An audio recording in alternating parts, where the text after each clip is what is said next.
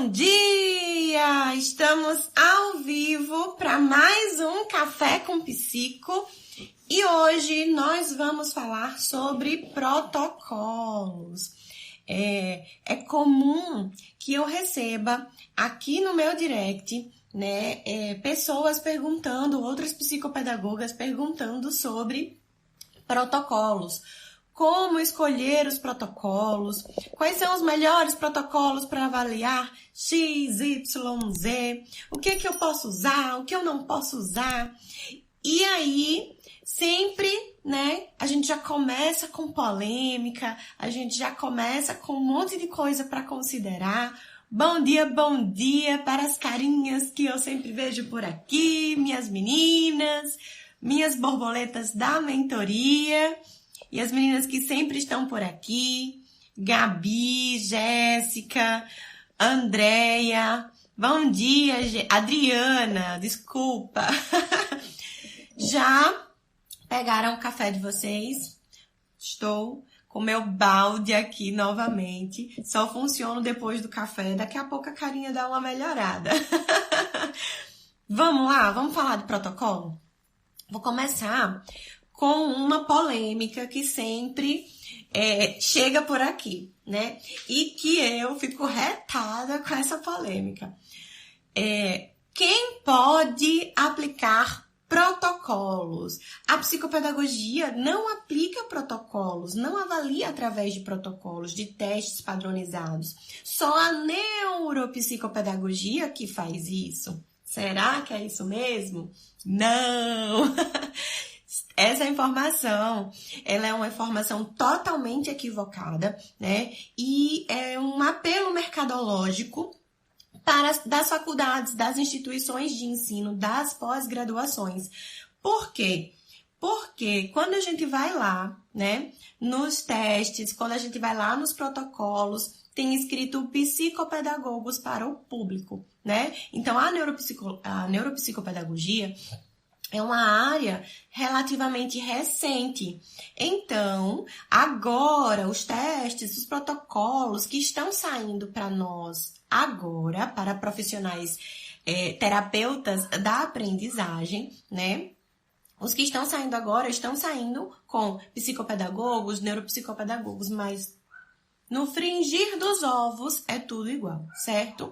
Pensar que a psicopedagogia e a neuropsicopedagogia, a única diferença delas é que uma aplica testes e a outra não aplica, está totalmente equivocado, tá? Então, vamos começar desmistificando essa polêmica, Esse apelo mercadológico das universidades, A jogada de marketing aí das pós-graduações, porque não existe isso, de um pode fazer e um outro não pode fazer, A psicopedagogia, ela foi sendo, ali construída através de um rastro da psicanálise. E a psicanálise realmente não usa testes.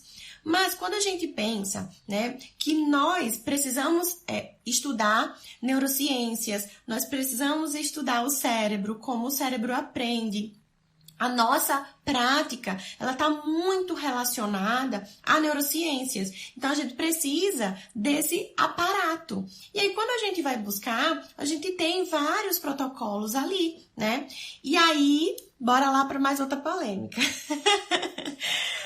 Nós começamos com protocolos diferentes, A gente começou lá com as provas operatórias, projetivas, aquela bateria lá do Jorge Visca, A gente começou usando a EOCA e alguns instrumentos próprios do psicopedagogo, Lá, quando a psicopedagogia começou aí a ganhar notoriedade, no mundo, mas a gente avançou, Então, eu não uso mais esses protocolos, por exemplo.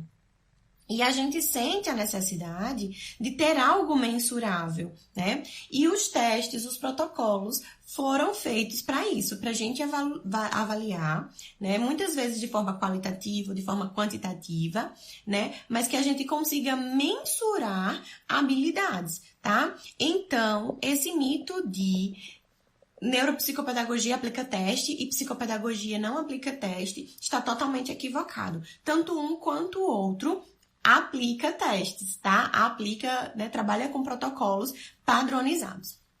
E aí, a gente vai para essa outra polêmica, que é a polêmica das provas operatórias, da EOCA, da bateria de Jorge Visca e tudo mais, né? Jusce, eu sou psicopedagoga, eu uso isso e para mim tá ok. Tudo bem, ok para você, né? Não sinto necessidade de avaliar com outro instrumento. Tudo bem, ok também, né? Eu não consigo mais utilizar porque a criança que chega pra gente é uma criança diferente daquela criança lá atrás, né? Eu não estou menosprezando Visca, Piaget, Emília Ferreiro, nem outros desses, né, pioneiros aí, autores, né, que nos ajudaram a desenvolver a nossa ciência. Mas a gente precisa pensar que aquela criança lá de Piaget era uma criança diferente, né? Era uma criança lá da época dele. As nossas crianças hoje, elas têm resultados diferentes do que a gente espera. E quando a gente coloca isso, quer dizer que a criança está atrasada, a criança está avançada? Como é que a gente vai usar isso, né, para mensurar? Eu sei que tem gente que usa, que defende, que gosta bastante e tá tudo bem, tá, gente? Ah, Ju, se eu posso usar uma e posso colocar um teste padronizado? Pode, né? Então, não se preocupem com relação a isso.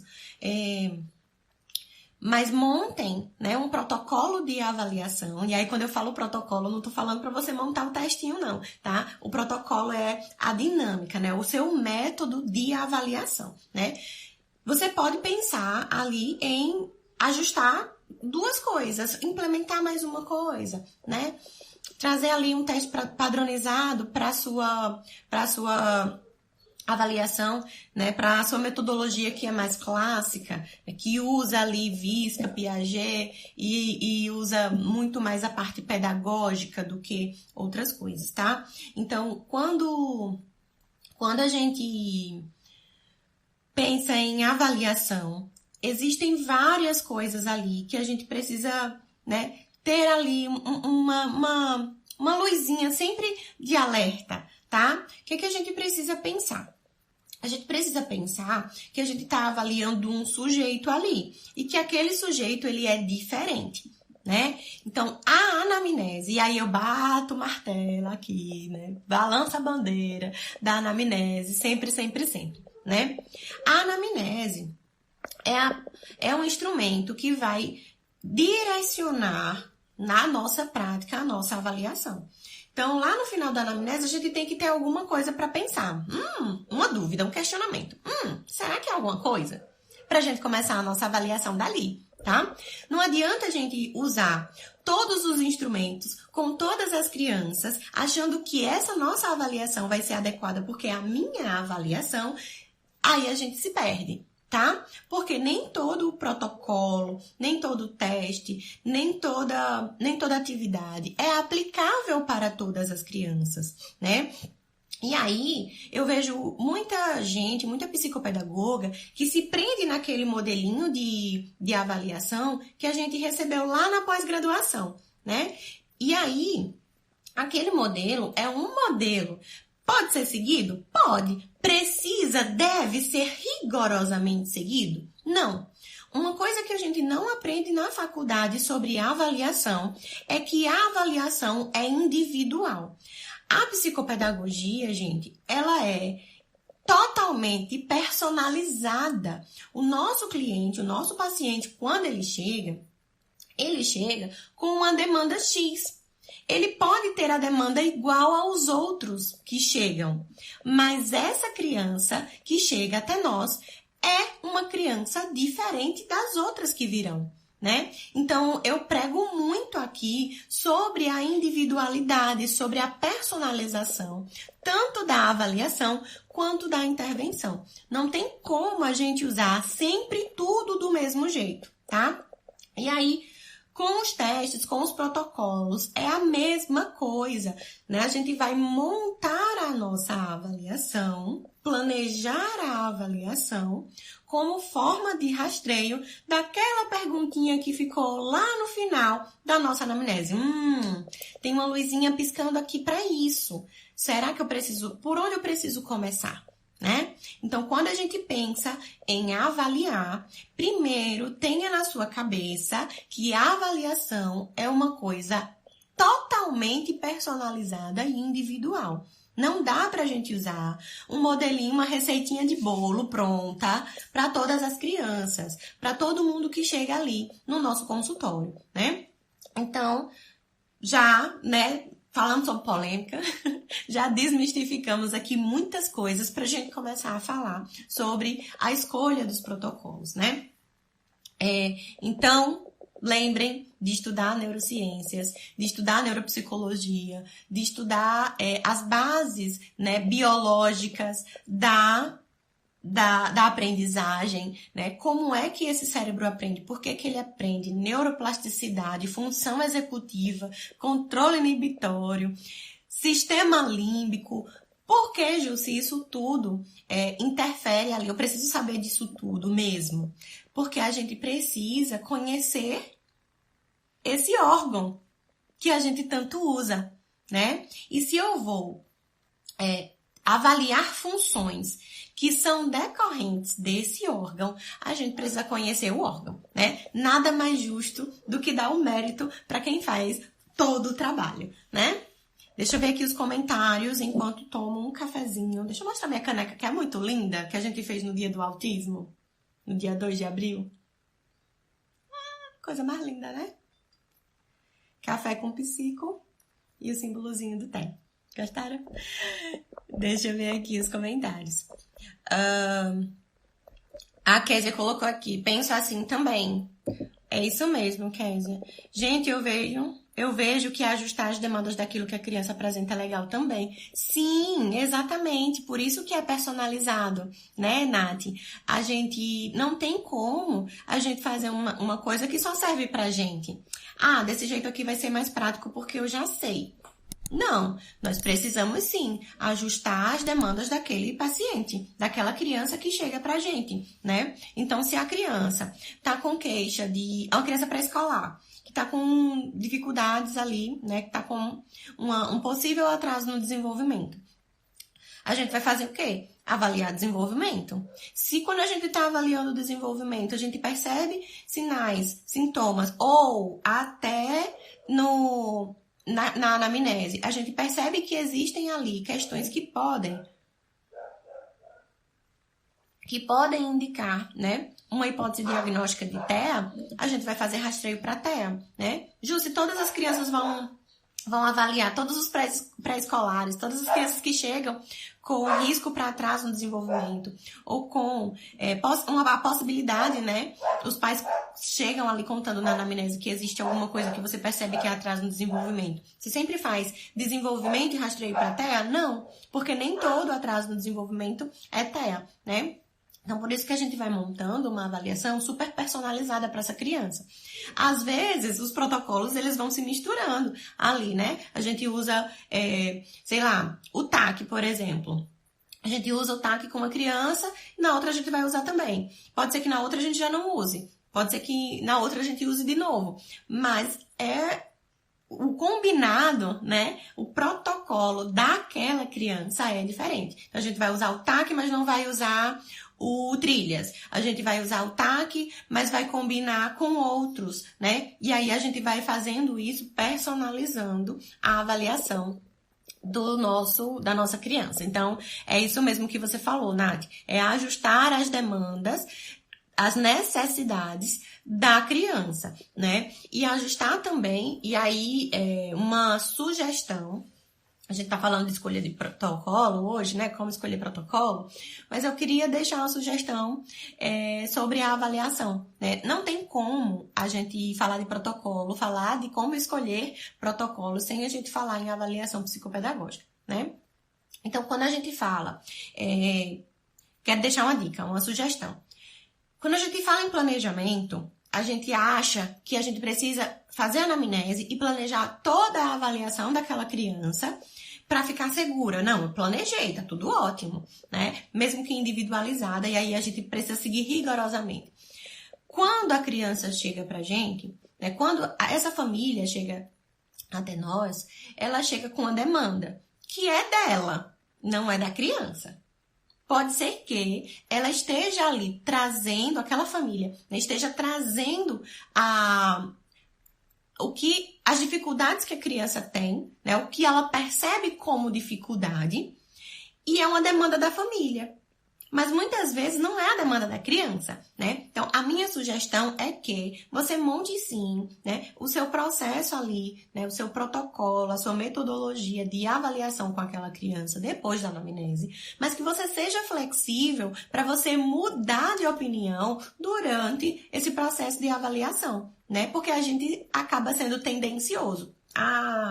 Essa hipótese diagnóstica aqui depois da anamnese, né? Essa criança aqui eu acho que pode ser um caso de TDAH. E aí, pode ser um caso de TDAH. A gente não está afirmando, né? Então, pode ser TDAH. O que pode ser também? Pode ser outras coisas que tenham ali, que gerem oscilações atencionais, que gerem, né, essa hiperatividade, essa movimentação excessiva. Pode ser outra coisa que tem ali um déficit no controle inibitório, né? Então, a gente precisa pensar, pode ser isso? E aí, a gente começa a esmiuçar aquela luzinha que acendeu para a gente ter outras possibilidades. Então, seja flexível na avaliação, porque senão você monta um protocolo de avaliação para uma criança totalmente tendencioso. Eu acho que é TDAH, então a gente só rastreia TDAH e, no final das contas, o resultado, né, a hipótese diagnóstica é de TDAH, porque a gente não foi flexível em pensar em outras coisas, né, em olhar o sujeito como ele merece ser olhado.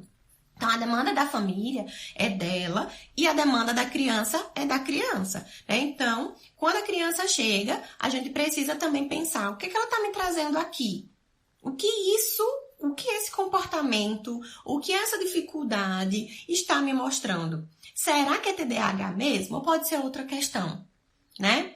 Então, a gente precisa estar, né, atento e flexível para alterar o planejamento da avaliação quando necessário, tá certo? Então, é bem isso que a Nath falou mesmo, ajustar as demandas da criança, né, as necessidades da criança e as nossas necessidades em avaliar funções, habilidades que aquela criança apresenta, né? Então, às vezes, a gente traz ali uma atividade, um protocolo, um teste, a gente aplica, e agora? E às vezes, muitas vezes, atendimento muda todo o direcionamento do resto da avaliação, né? Então, a gente precisa aí pensar que a gente precisa ser flexível nessa avaliação também. Por isso que não tem receita de bolo, certo? Nath, de novo, anamnese é a primeira chave de hipótese diagnóstica. Exatamente. Obrigatoriamente, depois da anamnese, a gente tem que ter pelo menos algumas dúvidas, né? Então, a gente precisa levantar algumas hipóteses, ficar ali com aquilo, né? Com aquela perguntinha ali na cabeça, para a gente começar a montar o nosso protocolo de avaliação, certo? E aí, o nosso protocolo, lembre, hoje eu tô falando protocolo, eu não tô falando teste, eu tô falando a organização das testagens, das atividades, do que a gente vai precisar fazer ali, tá certo? O que mais? Deixa eu ver se tem mais aqui pra gente seguir. Acho que não. Denise, Jussi, bom dia. A live vai ficar salva? Vai! Vai ficar salva lá no feed e a gente vai levar para o YouTube e para o Spotify, para as plataformas de áudio também, tá certo? Tudo bem, Denise, melhoras. Vamos lá. Deixa eu ver se tem mais. Acho que não, né? Vamos seguir. E aí, quando a gente fala em avaliação psicopedagógica, a gente tem um leque de opções, né? Eu recebo frequentemente no meu direct perguntas como: Jussi, qual protocolo eu uso para avaliar X? Qual protocolo eu uso para avaliar Y? Ou eu recebi outra pergunta na caixinha outro dia, né? Quais são os protocolos que o psicopedagogo pode usar? E eu disse vários, né? Não tem como eu mensurar ali, porque existem vários protocolos, uma diversidade de protocolos para desenvolvimento, para aprendizagem, para função executiva, e aí coisas que a gente vai precisar combinar para rastrear dislexia, para rastrear TDAH, para rastrear TEA, né? Então tem muita coisa que a gente pode usar. E aí a gente precisa conhecer esses protocolos, né? E a gente, antes de conhecer os protocolos, a gente precisa conhecer as funções, as habilidades, o que eu preciso testar para isso, né? Então, tem uma criança que chegou com hipótese diagnóstica de dislexia, não está aprendendo a ler e escrever, o que pode ser? Pode ser dislexia, pode ser isso, pode ser aquilo, né? E aí, achei a necessidade de fazer o rastreio para dislexia. O que eu preciso avaliar para eu entender que essa criança é uma criança com dislexia ou não? E aí, quais são as funções que a gente precisa? Preciso disso aqui. Então, eu vou procurar protocolos que eu possa avaliar isso aqui, né? Discriminação auditiva, rima, não sei o que, e aí vai, né? Por que a gente precisa fazer isso antes? Porque não dá para escolher o protocolo só pelo protocolo, só pelo que ele promete. Porque o protocolo sozinho não faz uma avaliação, né? É importante que a gente pense que uma avaliação, ela não se restringe aos protocolos, né? Então, quando a gente for avaliar uma criança, a gente vai pensar que existe uma criança, existe uma família, existe uma escola que estão demandando ali.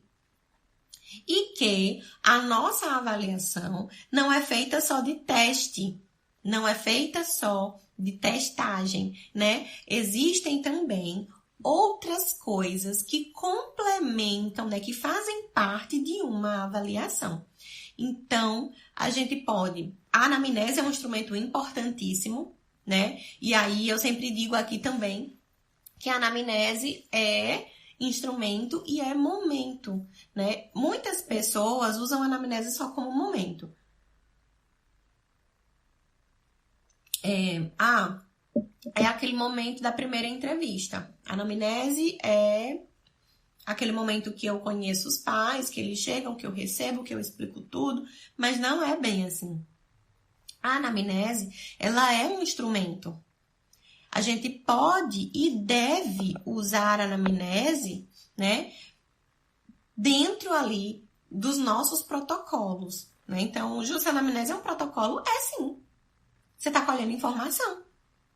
E você precisa fazer uma anamnese bem feita para você fazer uma avaliação bem feita, né? Então, tenha tempo, tenha qualidade, saiba perguntar de forma objetiva, mas de forma subjetiva. Nem todas as perguntas vão ser de sim ou não.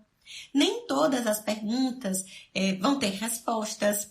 Muitas vezes as respostas dos nossos questionamentos, né, e das nossas interrogações que começam a surgir quando a gente vai perguntando, não estão em respostas prontas, elas estão nas entrelinhas. E nós, psicopedagogas, precisamos ter cautela, cuidado no que a gente vai perguntar, organizar nossa anamnese de uma forma bem bonitinha, que não deixe passar nada, mas também não vira uma metralhadora de pergunta, tá?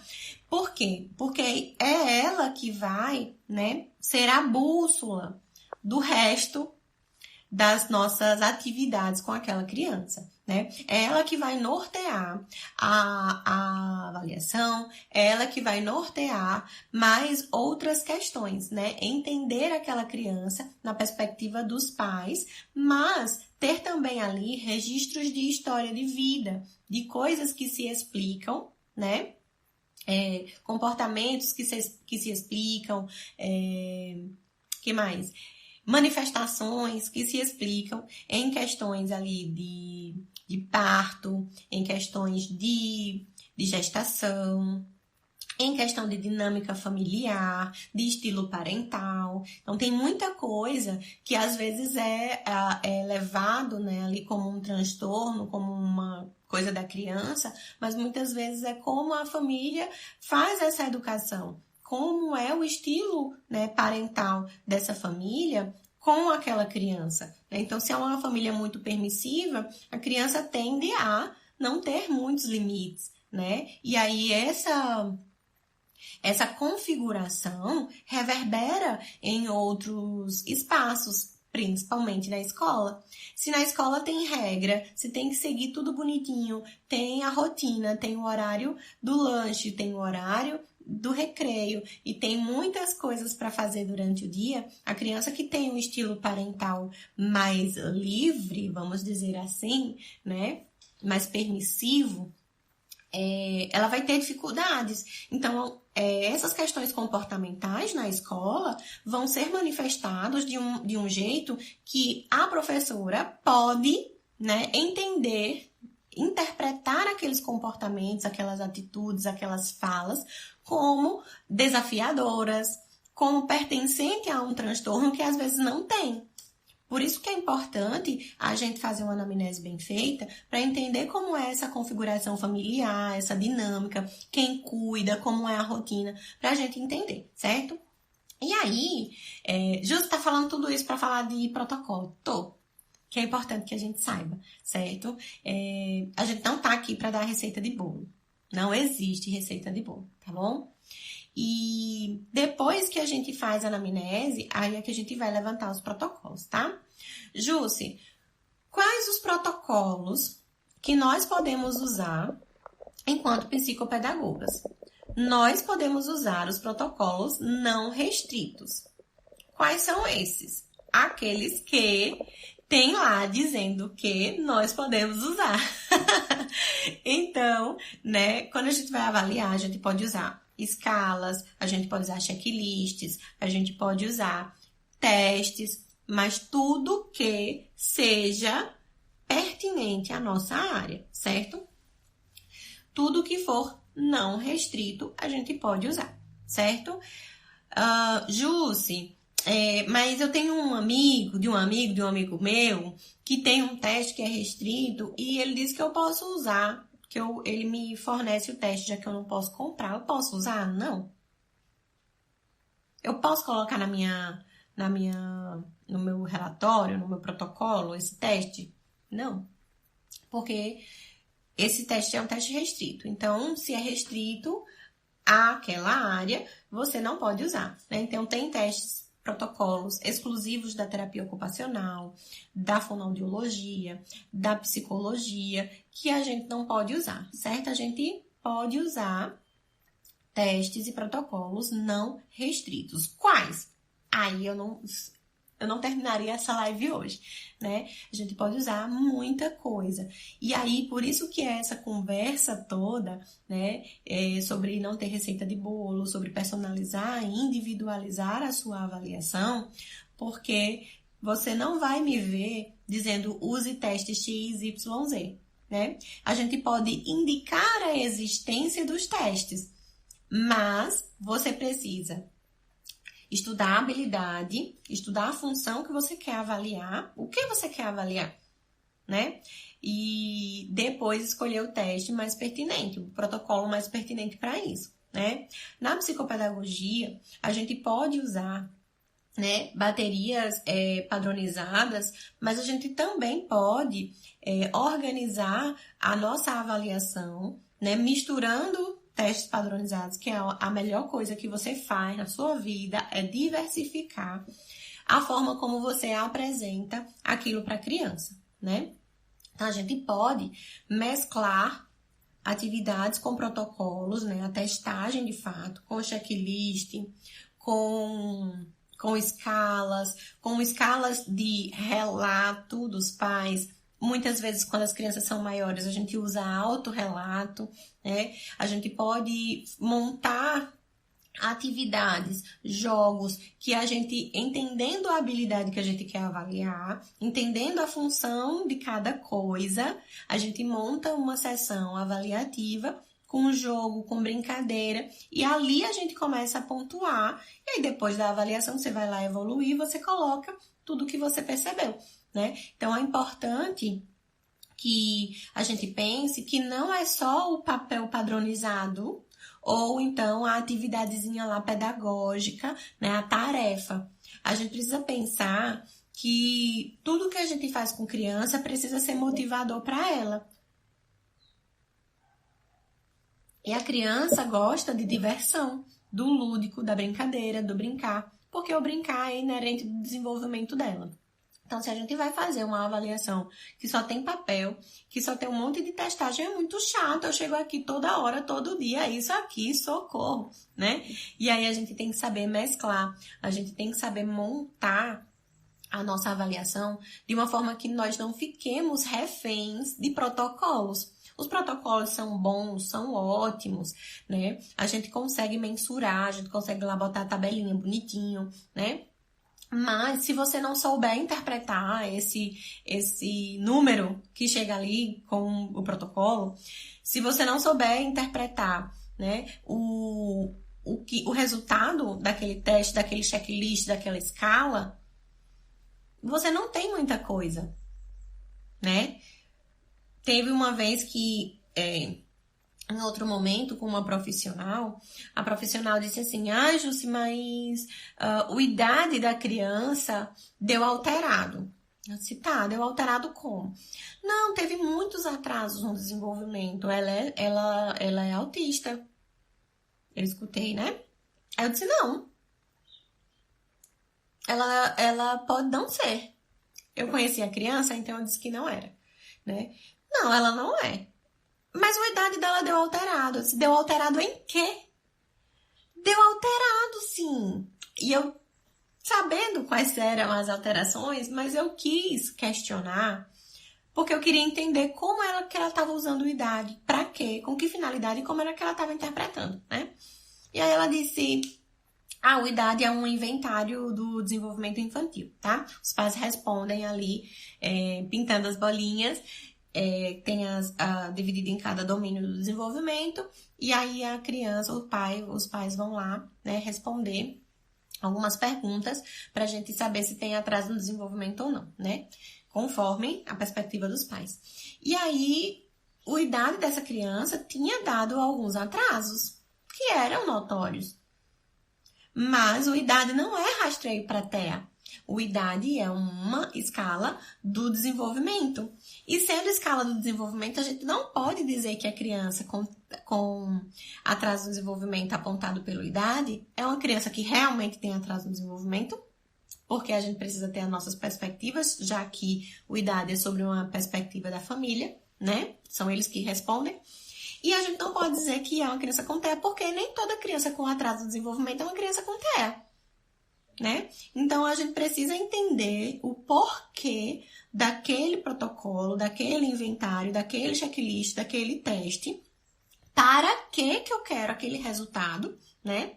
Quais são os resultados que eu devo esperar e quando eu tenho o resultado, como é que eu interpreto isso, né? Então, não dá para a gente ficar ali só testando, só aplicando teste, ou não dá para a gente aplicar teste sem saber o que é cada coisa, né? Eu vou pegar um aqui, aquela bateria da Menon, para mostrar para vocês. Essa bateria aqui vocês conhecem, né? Aquela coloridinha. Ó. Vocês encontram na capa o nome Avaliação Neuropsicológica Cognitiva. E aí tem as habilidades que cada livro desse trabalha, certo?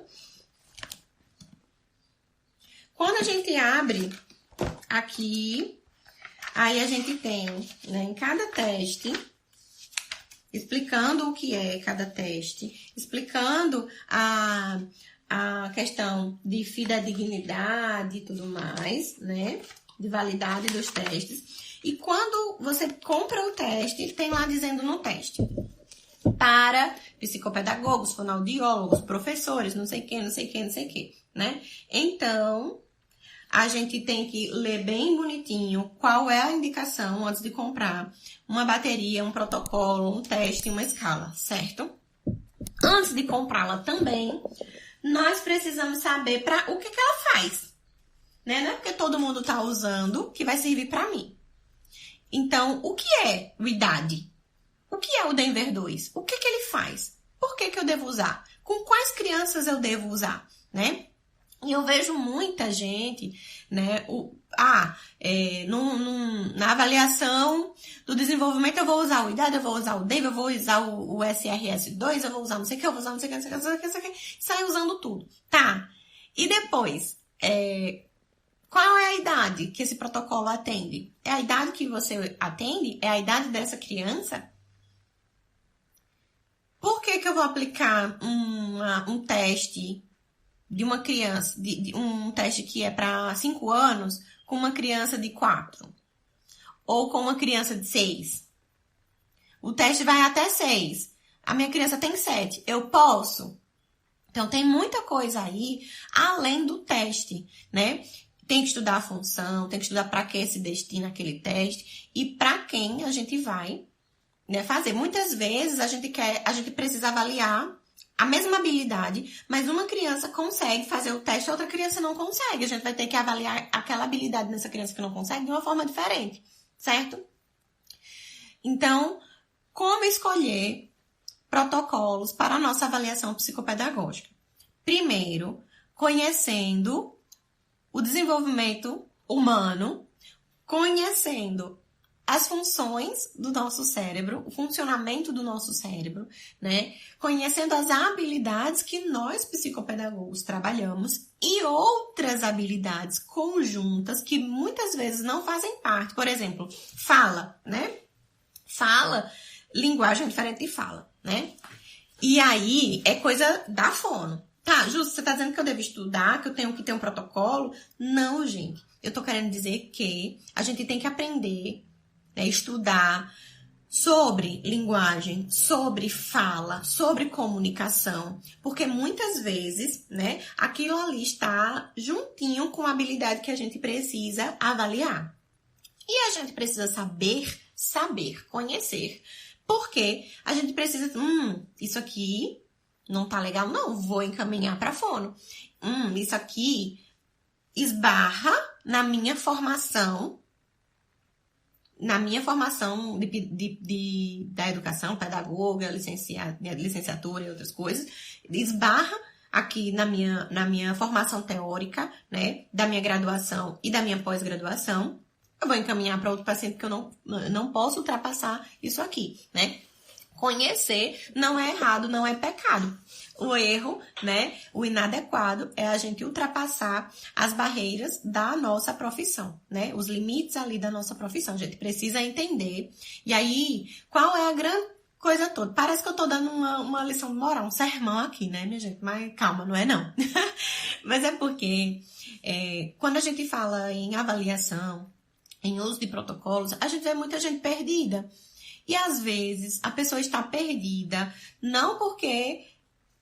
Vou retificar. A pessoa está perdida porque ela tem dificuldades, principalmente, de saber o que o psicopedagogo faz, até onde pode ir, né? Então, a gente tem que ter muito cautela com os limites da nossa profissão, porque a psicopedagogia, a aprendizagem, né, é ampla. A aprendizagem não é só letrinha escrita, não é só aprendizagem acadêmica. E aí, a aprendizagem tem a ver com a aprendizagem das palavras, que tem relação ali com a comunicação expressiva, com a comunicação receptiva, que tem muita coisa da fono. Então, a gente precisa saber até onde a gente pode caminhar e a partir da onde outro profissional segura na mão dessa criança, ou todo mundo junto, para avaliar e para intervir, né? Então, a gente precisa conhecer. Precisa saber o que é nosso, o que é do outro, para poder a gente fazer aquele rastreio bem bonitinho dos protocolos, dos testes que a gente pode usar, tá certo? E aí, assim, quando a gente vai montar, escolher um protocolo, a primeira sugestão que eu dou é: leia se esse protocolo é para você. Tá, Jússi, é um protocolo para mim. Ok. Quando o protocolo chegar na sua casa, bem bonitinho, né? Arrumadinho naquela caixinha, tudo mais, né? Aquele recebido pago que a gente recebe, leia o manual.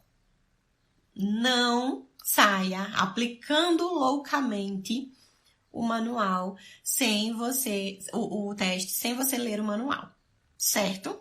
Porque muita dúvida que chega no direct: Jússi, e esse protocolo? E esse protocolo? Isso aqui como é que eu faço? Isso aqui como eu interpreto? Por que eu faço isso? E aí, quando a gente responde, tá no manual, a pessoa acha que a gente tá sendo grossa, mas não é. Se eu compro um eletrodoméstico, se eu compro, sei lá, uma coisa que eu nunca tive, não vem com manual de instruções? Eu preciso ler o manual de instruções, né? Se você, a gente que era adolescente aí, eu sei que tem muitas meninas aí na live.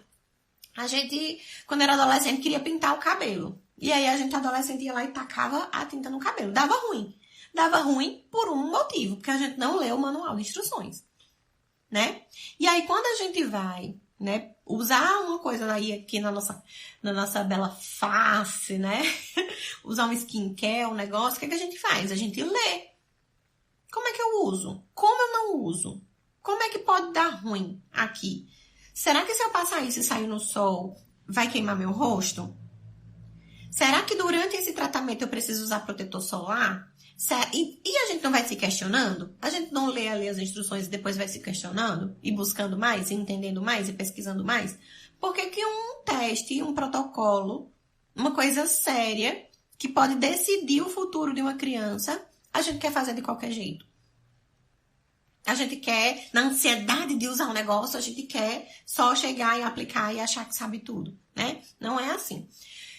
Se sentir dificuldade na leitura dos manuais, tem muita profissional, tem muita gente boa que vende os cursos de determinados protocolos, né?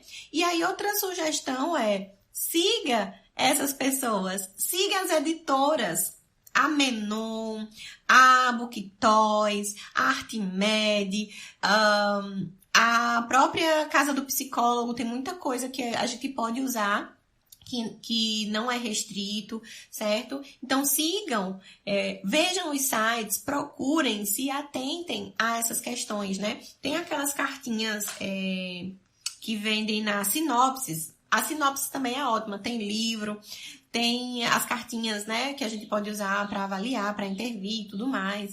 Então, sigam essas pessoas. E se não for suficiente, ler o livro, ler o manual para entender e aplicar, ainda sente dificuldade, compra um curso, né?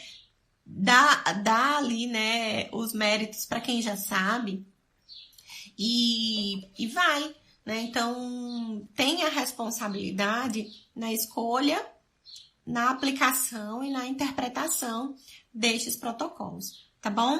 Deixa eu ver aqui, que eu já me perdi nos comentários. Nath, importante dizer que não somos robôs e nós vamos errar também. Isso mesmo.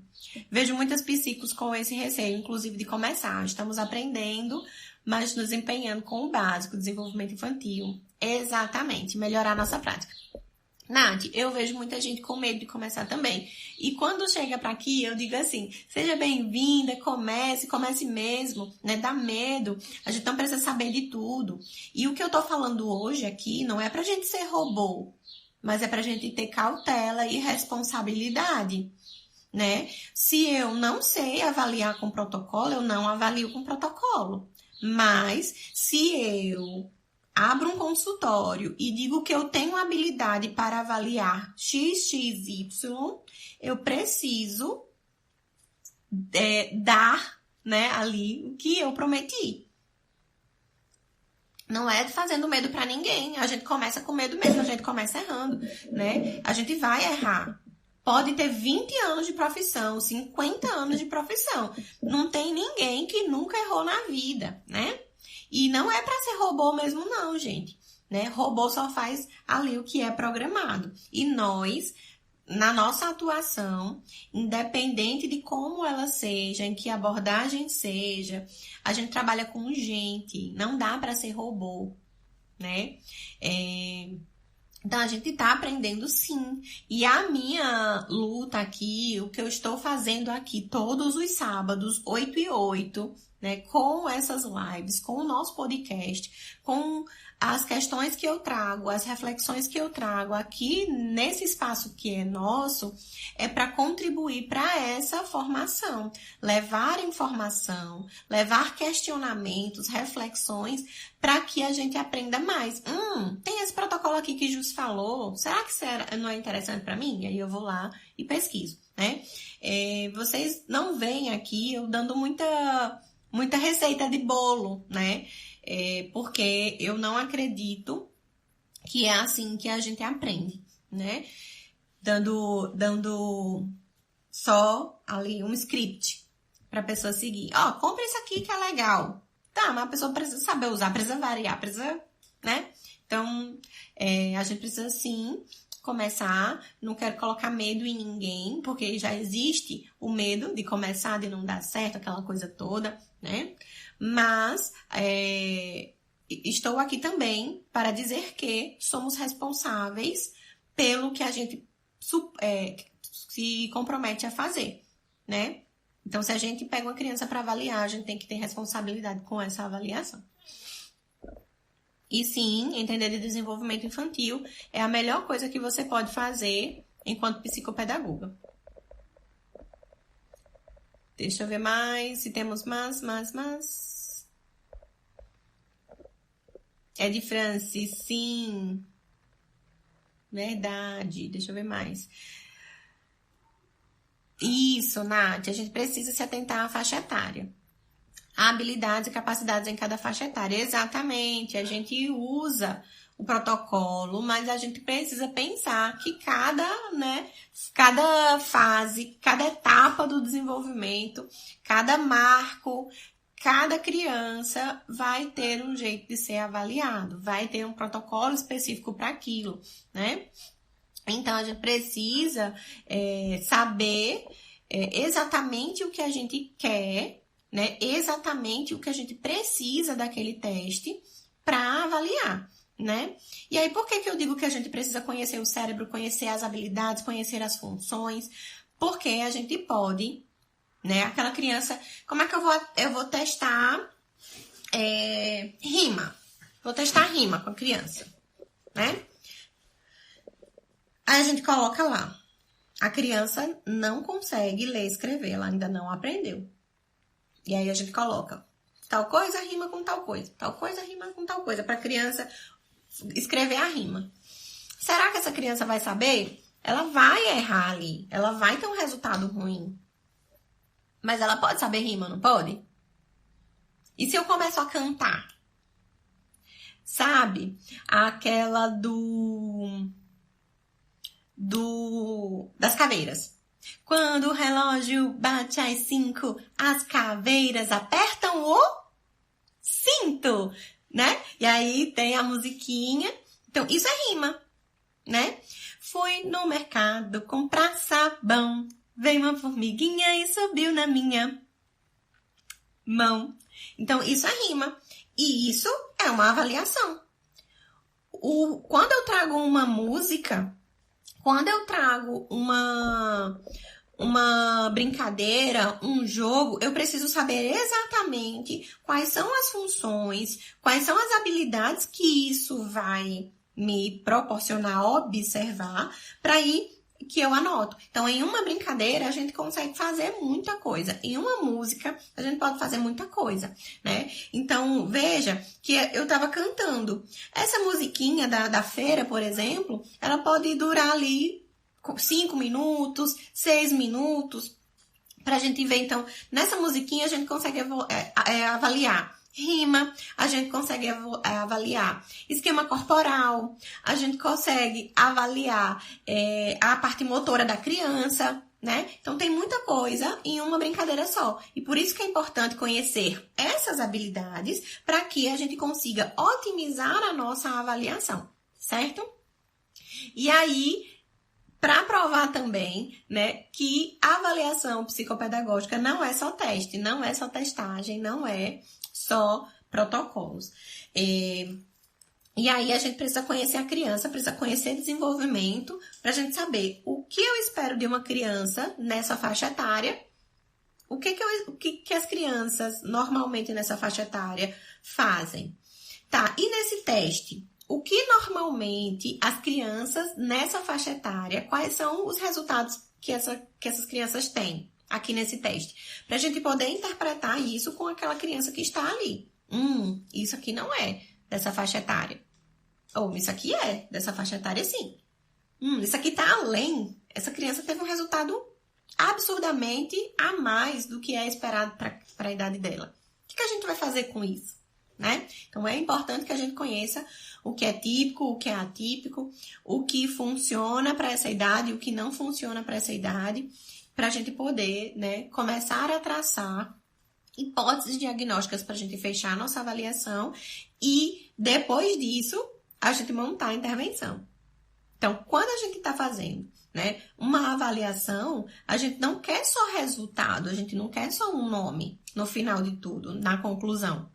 A gente precisa avaliar as habilidades para depois a gente olhar aquela avaliação e dizer assim, tá, por onde eu vou começar nessa intervenção? E essa criança que deu alterações aqui na memória, na atenção, na leitura e na escrita, por onde eu vou começar? Né? Então, a gente precisa interpretar esses resultados para a gente ter um fechamento, né? Para a gente ter ali algumas hipóteses na nossa avaliação, mas a gente precisa interpretar esses resultados para transformá-los em intervenção, para a gente aproveitar isso aqui. Porque se a avaliação for só para ter um nome, não é suficiente para a gente. Certo? Então, a gente precisa interpretar esses dados que terminam ali para a gente poder, né, ter o que fazer na intervenção. De França, falo isso para os pais. Eles chegam pedindo para ensinar conteúdos, atividade de casa, estudar para as provas, então eu sempre que explicar o meu papel. Exatamente, muito bem. Vamos lá. Nath, muito esclarecedora para mim, acredito que para os colegas também. Ai, que bom. Obrigada, Nath. Ana Carla. Eita, mulher, tu arrasa. Cada café com psico. Obrigada. É de France. E Ana Carla, minha borboleta mais linda desse mundo. Da mentoria, né, Ana Carla? É de France. Qual livro você indica para o Marcos no desenvolvimento? Eu indico que você estude desenvolvimento. E para entender os marcos, as escalas de desenvolvimento mesmo. Deixa eu ver, tem um livro aqui. As meninas na supervisão, na mentoria, ficam doidas, porque toda hora eu puxo um livro dessa estante. Esse daqui é muito bom, ó.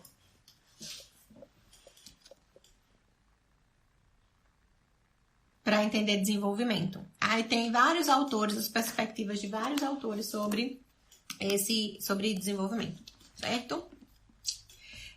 E aquele outro livro, Desenvolvimento Humano, das mesmas autoras, né? Martel Papali e Fieldman, Martorell, sei lá, enfim. Papali e Fieldman vocês encontram. Que também tem a parte da infância, primeira infância e tudo mais. Só que ele é mais completo com relação a faixas etárias. Ele vai até velhice, desenvolvimento humano. O mundo da criança é só infância e adolescência, certo?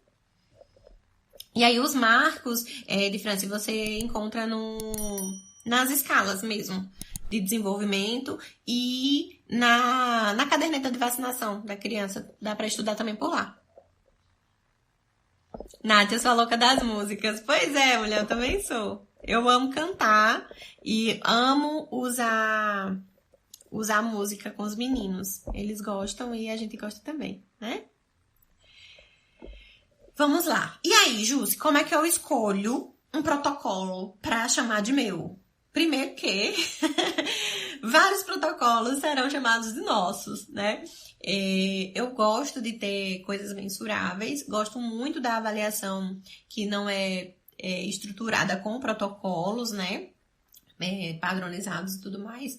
Gosto de criar rotinas assim, que tenha música, que tenha brincadeira, mas eu gosto também dos protocolos para dar uma base mais científica e a gente ter uma coisa mais mensurável ali no nosso relatório, né? E aí, como é que a gente escolhe? A gente escolhe de acordo com a nossa necessidade. Então, tem protocolo que muitas psicopedagogas têm que eu ainda não tenho, porque ainda não é uma necessidade minha. Jussi, esse avaliação neuropsicológica cognitiva, você indica? Eu indico. Para mim funciona muito bem. Você precisa pensar se funciona para você, né? E aí a gente começa escolhendo o protocolo por as questões de necessidade, né? Pela necessidade que a gente tem ali no nosso consultório. Então, eu recebo muita criança com TDAH. O que é mais viável para eu ter? Um protocolo de rastreio para TEA ou um protocolo de rastreio para TDAH? Recebo muitas crianças com TEA, muitas crianças pré-escolares. Eu faço intervenção precoce. Quais são os protocolos que eu preciso ter? Os que são correspondentes para aquela faixa etária e os que avaliam desenvolvimento, o que fazem rastreio para TEA, né? Então, pode ser que uma psicopedagoga tenha testes que você não tenha, ou que você precise de testes, de protocolos, que muitas psicopedagogas não usam, né? Então, a gente vê ali, né, muita coisa aqui no Instagram, que todo mundo usa as mesmas coisas. E aí, por que você não usa? Às vezes chega para mim esses questionamentos, né? Porque eu não tenho necessidade ainda. O meu público não tem necessidade disso. Ou então, as crianças que eu atendo não conseguem usar esse tipo de recurso, né? Então, quando a gente vai escolher, a gente pensa primeiro nas nossas necessidades clínicas, tá? E aí, depois, a gente vai comprar o que serve pra gente. Não adianta comprar um negócio que vai ficar lá entulhado só, né? Vai ficar lá engavetado, você nunca vai usar. Outra coisa importante que a gente precisa levar em consideração quando a gente compra um protocolo, né? Além dele não ser restrito, além dele suprir as nossas necessidades clínicas, se atentar para a idade, lógico, mas a gente precisa também pensar que muitas vezes aquele protocolo vai servir para a gente avaliar X coisa, e aí a gente precisa estudar esse protocolo e ver que para otimizá-lo, né? Para perceber se a gente consegue ter outras informações adicionais, complementares com aquele protocolo, seja na execução, né, da criança. Então, o teste de trilhas, por exemplo, que está ali naquela bateria coloridinha que eu mostrei antes, o teste de trilhas, ele é um teste de flexibilidade cognitiva, de discriminação visual. Então, a gente pode trabalhar atenção concentrada, atenção dividida, a gente pode trabalhar avaliar flexibilidade, a gente pode avaliar uma série de coisas. E como a criança executa, dá pra gente entender muita coisa sobre aquela criança. Não necessariamente o número que dá ali naquele teste, o resultado do teste, é uma grande informação pra gente. Então, não é só o resultado depois que a gente corrige, mas a execução também, tá? Outra coisa, na hora de escolher protocolos, além das necessidades, é conhecer a função que ele avalia, né? Então, não adianta de nada. E aí, muitas vezes, eu vejo assim, tem uma criança que veio para mim encaminhada do neurologista, do neuropediatra, da escola, com suspeita de dislexia. Quais são as áreas que a dislexia, né, interfere? Como é que uma criança com dislexia vai se comportar? Quais são os resultados que ela tem? Quais são as dificuldades? Quais são os critérios diagnósticos? Quais são as habilidades ali que são impactadas? Para aí a gente poder escolher um teste adequado. Então, não tenho nada. E agora? Eu não sei um teste que avalia isso. Preciso entender discriminação auditiva. Aí a gente vai lá e procura. Protocolo para discriminação auditiva. Protocolo para memória. Protocolo para atenção sustentada.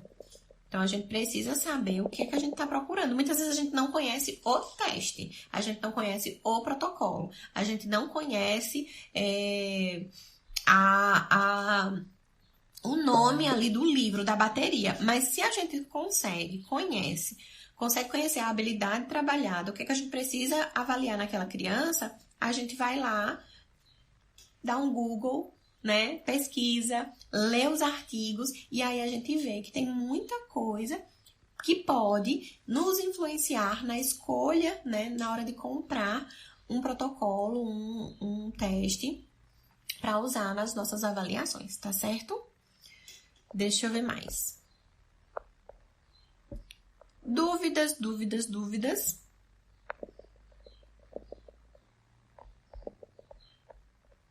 Acho que não, né?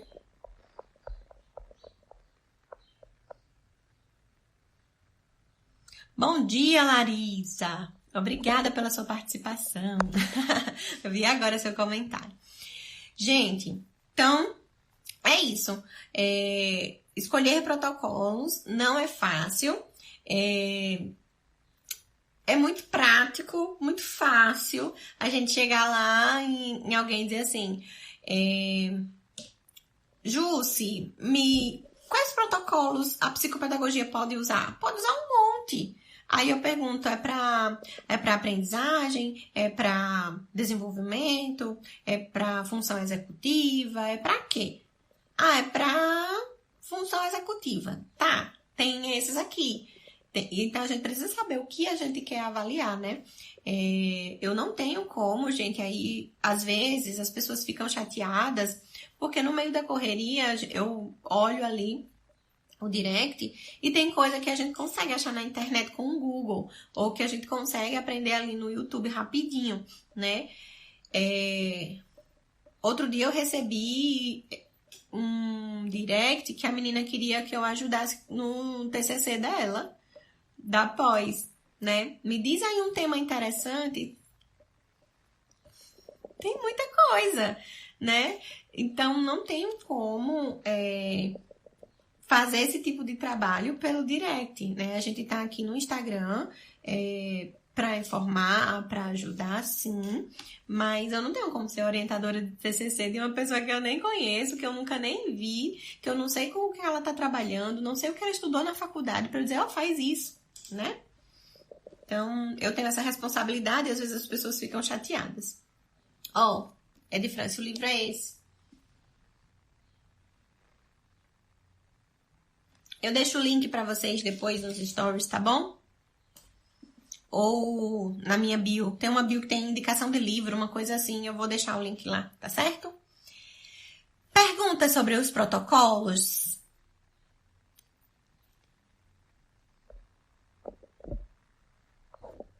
Acho que não, né? Vou dar um tempinho aqui, porque tem o atraso do Instagram.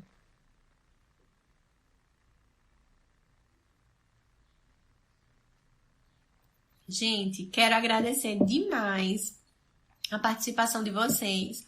Eu sei que eu não tenho dado antecedência com os temas, né? Que geralmente eu fazia um cardzinho, colocava ali durante a semana. Só que esses dias estão loucamente loucos. Tá uma correria danada.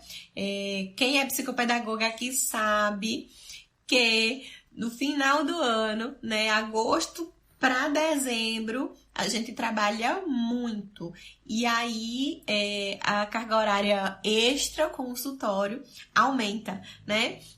E aí, eu não tenho conseguido postar com antecedência, trazer o tema para vocês trazerem dúvidas, colocar caixinha como eu fazia, certo? Mas eu quero pedir que vocês, né, se sentirem necessidade de um tema, de um convidado, de a gente conversar sobre alguma questão aqui, coloca lá no meu direct, né? Coloca lá nas caixinhas. Eu tô em dívida com as caixinhas porque eu tenho colocado pouco, né? Mas traz ali uma luz para mim, me dá ideias, sugestões, porque esses momentos não são para mim, né? Esses momentos são para vocês. Eu quero ajudar o maior número de pessoas possível, né? E aí, às vezes, uma coisa que eu acho banal, que eu acho boba, ou que eu já faço com tanta... Já venho fazendo nesses 10 anos tantas vezes que para mim não é uma dúvida, né? Ou não foi uma dúvida, mas às vezes para muita gente é. E não existe dúvida pequena, não existe dúvida rasa, não existe dúvida que não seja dúvida, né? Então, às vezes a dúvida pequena que seja, que você fique com vergonha de perguntar, é uma dúvida grande de alguém, né? Então pode perguntar, pode colocar na caixinha sugestões para o Café com Psico, sugestões de outros participantes, e aí estou à disposição. Não consigo escolher temas, né? Enfim, temas de artigo. Me ajuda a fazer um artigo? Gente, impossível, porque eu tô terminando... Não tô conseguindo fazer nem pra mim, né? Então, é muito complicado. A conexão está me alertando que eu estou com problemas de conexão.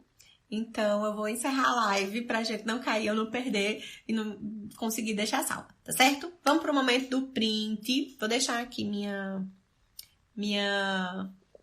fotinha pra poder fazer. Pode me marcar que eu vou... repostar todo mundo ao longo do dia, tá bom? Aproveitem o sábado, vão descansar, conversar com os amigos, estudar, terminar relatórios, aproveitar o sábado de alguma forma, mas lembrem-se de descansar também, certo? Tomar um cafezinho, um chá, um suco, respirar, olhar para o céu, que a gente precisa, tá bom? Um cheiro, bom sábado e até a próxima semana.